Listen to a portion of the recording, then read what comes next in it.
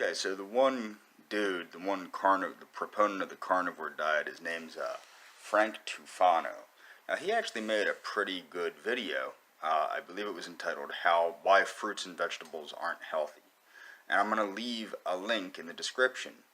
Unfortunately, while it was a much better video than previous ones, making a health claim like fruits and vegetables aren't healthy is asinine. And then he kicks into high gear with the naturalistic fallacy, stating that the fruits and vegetables of today, I mean, accurately, they're not the fruits and vegetables of our hunter-gatherer ancestors ate, and they do have a higher caloric density, as well as a higher sugar content, and might not have as much phytochemicals per serving, but they also don't have as many poisons as servings, as per serving.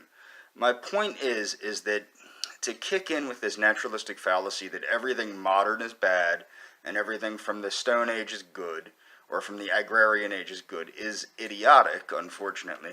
But it's something that you can't blame him for, because we're inundated with this idea that if it's from nature, it's good. Then he kicks in with this biodynamic stuff, stating that if you're eating fruits and vegetables and grains, get some biodynamic foods. Now, people that don't understand this, see, because I am a National Socialist, or was a National Socialist, I'm very familiar with the occult side of National Socialism. Biodynamics is a side discipline of what's called anthroposophy, which was a form of mystical science embraced by the Nazis. It's basically voodoo, is what it is. It's organic farming interspersed with witchcraft. It's idiotic. Now, the truth is, the reason we have modern farming methods is because organic farming ain't good, because there's a lot of slaughterhouse waste and fecal matter and stuff that's used to fertilize the organic crops that unfortunately ends up in the plants and can cause E. coli and salmonella to get passed on to the person, which is why it's better to avoid animal foods and avoid organic foods, especially biodynamic foods, because the people that raise them are a bit crazy.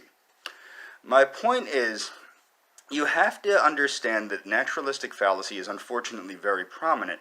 What I would like to point out is, in order to get phytochemicals, which you do need phytochemicals, because we evolved to use phytochemicals as antioxidants and for other reasons, you also have to understand that the things that meat does have in it, such as B vitamins and certain proteins and things like this, can either be obtained, especially ribonucleic acid, and I'm going to get into that in a bit.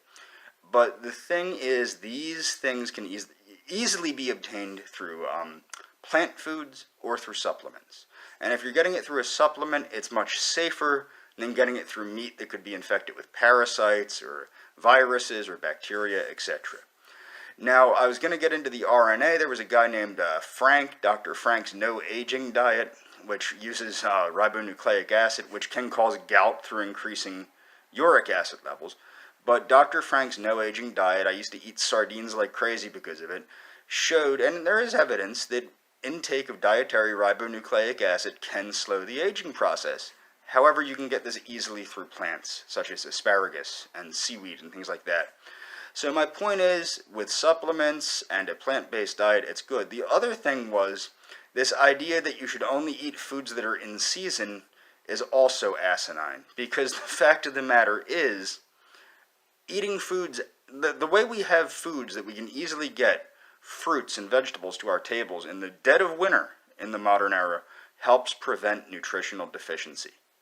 Meat does not provide these phytochemicals. There's much more to diet than simply, protein, carbs, fats, and vitamins and minerals. There's more to it, and these phytochemicals, which we're coming into, and the other thing is, you can't just simply supplement with a phytochemical, because we're finding they have a synchronicity about them, and I'll leave it at that.